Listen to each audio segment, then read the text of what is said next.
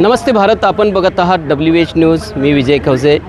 सध्या मुंबईच्या आझाद मैदानमध्ये आहो आणि मुंबईमध्ये हिवाळी अधिवेशन सुरू आहे आणि या हिवाळी अधिवेशनाच्या दरम्यान महाराष्ट्रातून या ठिकाणी विविध मागण्या घेऊन जनता येतो सरकारच्या दरबारी. तर आझाद मैदानमध्ये जे आंदोलनं सुरू आहे ते मी तुम्हाला सगळे आझाद मैदानमध्ये आंदोलनाला बसले आहे. कुणी आमरण उपोषणाला बसले आहे. या ठिकाणी बघू शकता आमरण उपोषणासाठी बरेचसे हे लोक बसलेले आहे.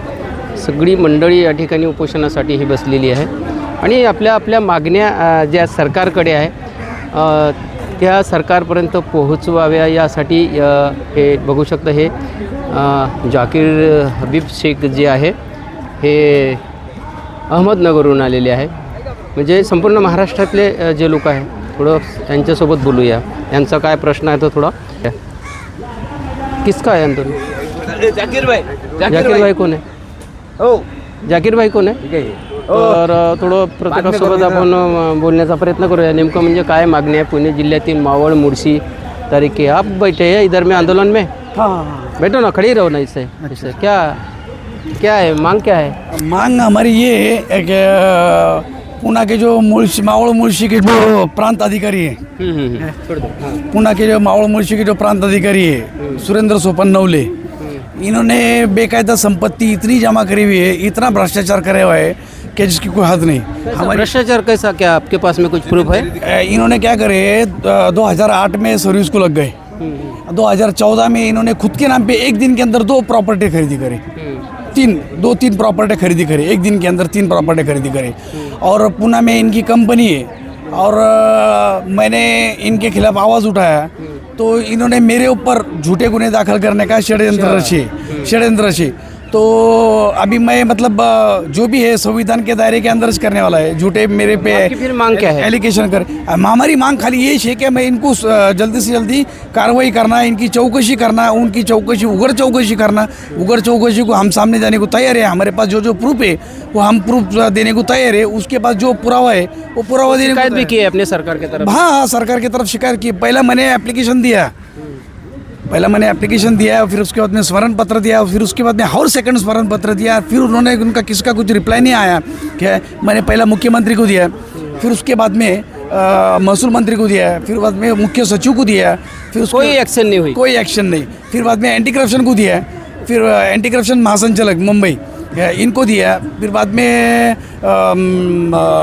पुणे कलेक्टर को दिया, पुणे कमिश्नर को दिया, इनको सबको दिया. यहाँ पे कितने दिन से बैठे हैं? नहीं, हम आज ही बैठे हैं. अच्छा, हाँ, आज का है हमारा. सरकार तक के आपकी आवाज़ ये पहुँचाने का हम काम करेंगे.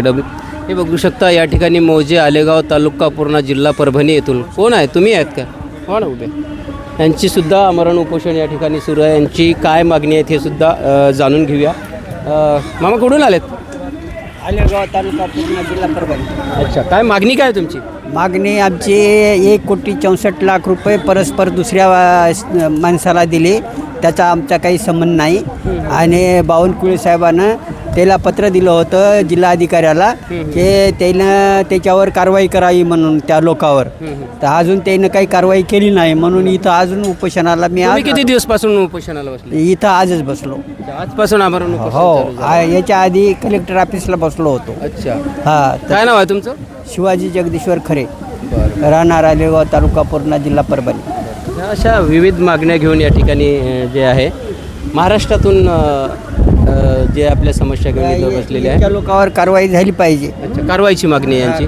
पुन्हा मी तुम्हाला आम्हाला पैसे मिळाले पाहिजे. 1,64,00,000. अच्छा, आणखी मी तुम्हाला आंदोलन ही सगळी मंडळी जी आहे आंदोलना बसलेली आहे. हे बघू शकता विविध मागण्या घेऊन आपल्या मागण्यासाठी हे सगळी मंडळी बसली आहे. पावसाचा वेळ आहे आणि आझाद मैदान जसं पाहिजे तेवढी मात्र या ठिकाणी गर्दी नाही आहे. आपण बघू शकता हे सुद्धा या ठिकाणी बसले, आमरण उपोषणालाच बसले आहे सगळे. यांच्याकडून सुद्धा जाणून घेऊया आपण. तुम्ही आहे बघा थोडं. हे बघा, हे मुलगी पण आहे आंदोलनासाठी. काय मागणी आहे? कधीपासून बसलेत? कालपासून. अच्छा, काय मागणी काय? मागणी काय? न्याय मिळावं. न्याय मिळावं. काय अन्याय झाला? अन्याय म्हणजे लग्न करून लग्नाचे आमिष दाखवून लग्न केले, लग्न केल्याच्या नंतर मारहाण, धिंगाणा, अत्याचार, पैशाचा दबाव, अश्लील व्हिडिओ व्हायरल करण्याची धमकी, घराच्या बाहेर काढले, त्यांच्या घरच्यांनी मारहाण केले, खूप मारले. मग आम्हाला खूप अन्याय झाला आमच्या घरच्यांवर तर सुद्धा. काय पोलिसांच्या मध्ये तक्रार नाही केली हा का? केले ना, मग कारवाई नाही झाली का? नाही अजून झाली नाही, म्हणून तर उपोषण काय गुन्हा दाखल नाही केला का? नाही गुन्हा दाखल. कुठला पोलीस स्टेशन आहे? उदगीर पोलीस स्टेशन, उदगीर म्हटलं. ग्रामीण पोलीस स्टेशन. हा, तर तिथल्या SP-ना नाही भेटले? सगळ्यांना पत्र गेलंय पण आणखीन कार्य झालं नाही बघा, कारवाई झालेली नाही म्हणून आम्ही उपोषणाला बसला. दुसरा दिवस चालू आहे. अशा प्रकरणातला आम्हाला हा जो व्हिडिओ आहे, हा चेहरा तुमचा दाखवता येणार नाही आम्हाला, हां, कारण व्हिडिओमध्ये हे प्रकरण थोडं गंभीर आहे. हो. मग काय आता मागणी काय? मागणी काय म्हणजे आम्हाला जे काही घडलंय ना आमचं ते पूर्ण न्याय मिळावं. म्हणजे गृहमंत्र्यांकडे तक्रार दिली का तुम्ही? हो दिली. देवेंद्र फडणवीस साहेबांकडे? हो दिली. काही ॲक्शन नाही. अजून काही ॲक्शन दिलेलं नाही. बघा, सरकार एकीकडं लाडकी बहीण म्हणतो आणि या लाडक्या बहिणीवरच या महाराष्ट्रामध्ये कसा अत्याचार होतो ते या ताईनं सांगितलेलं आहे. नक्कीच या ताईचा आम्ही चेहरा ब्लर करून दाखवू. पण एकंदरीतच जर उदगीर पोलीस स्टेशन जर आमचा व्हिडिओ बघत असेल तर नक्कीच या ताईची तक्रार घ्या आणि ज्यांच्या विरोधात तक्रार असेल त्यांच्या विरोधात तुम्ही तक्रार नोंदवा. तर आणखी मी तुम्हाला आपण बघू शकता माझ्या पाठीमागं समग्र शिक्षण संघर्ष समिती महाराष्ट्र राज्याच्या वतीने सुद्धा या ठिकाणी आंदोलन सुरू आहे. आणि इकडे सुद्धा शिक्षक समन्वय संघ या ठिकाणी आंदोलन सुरू आहे. ते सुद्धा बघू शकता. हे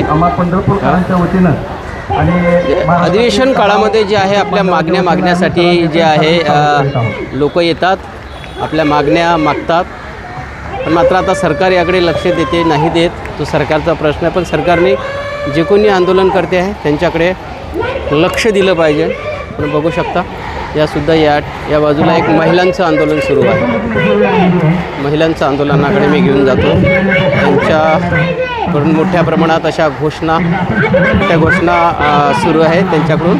बघू शकता या ठिकाणी मोठ्या अशा घोषणा सुरू आहे आणि त्यांच्या मागण्या आहे ते सुद्धा मी संपूर्ण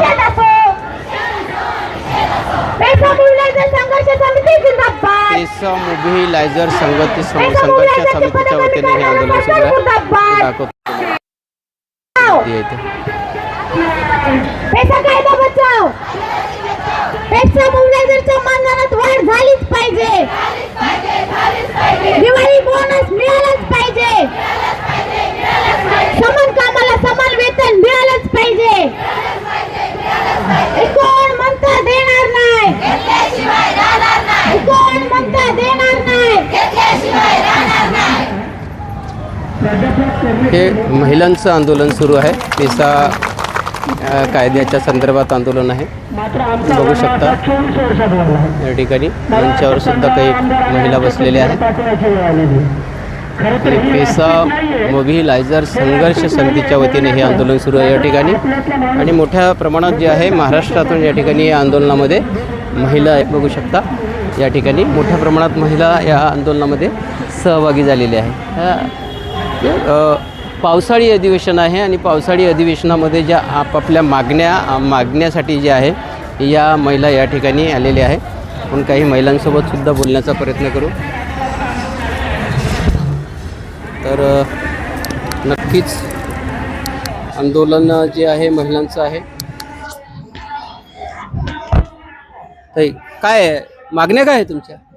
आमचे पदनियुक्ती झालीच पाहिजे. कशामधले? पेसा मोबिलायझर. पेसा मोबिलायझर पद काय आहे? काही पद 2000 पद कमी करत आहे सरकार. 3000 असल्यानंतर वर्क काय असते तुमचं? ग्रामपंचायत लेवल आहे. ग्रामसभा सबलीकरण. ग्रामसभा सबलीकरण. हा. ग्रामसभेच्या माध्यमातून आम्ही महिलांना सक्षम करून महिलांना ग्रामसभेमध्ये नियुक्त करतो. वेतन वगैरे किती मिळतं? आम्हाला काही नाही सर, 4000 आहे फक्त. आम्ही 10 वर्षापासून काम करत आहोत, तरी पण आम्हाला त्याच्या मोबदल्यात काही असं हे तर मिळालं नाही. म्हणजे पेमेंट वाढ किंवा महाराष्ट्रातलेच पूर्ण महाराष्ट्रातले आहे. पण आम्हाला त्याच्यातूनही आमच्या गरीब महिलावर अत्याचार करून त्यांना पद काढण्यात येत आहे. तर 3 ग्रामपंचायत मिळून एक करता येते, तर पण ते आम्हाला मंजूर नाही आहे. नक्कीच. आमच्या 2000 महिलांवर अत्याचार होत आहे ना. हा ग्रामपंचायत ज्या ग्रामसभा वगैरे असतात त्यामध्ये या महिला आपलं काम सांभाळत असतात. तर त्यांची मागणी आहे, त्या सगळ्या मागण्या घेऊन आल्या आणि मोठ्या प्रमाणात जे आहे या ठिकाणी आपण बघू शकता सगळ्यात मोठा मोर्चा ह्या महिलांचाच या ठिकाणी दिसून येतो. तर आझाद मैदानवरून जे आंदोलन आज या ठिकाणून झाले ते मी तुम्हाला माझ्या व्हिडिओच्या माध्यमातून दाखवलेले आहे.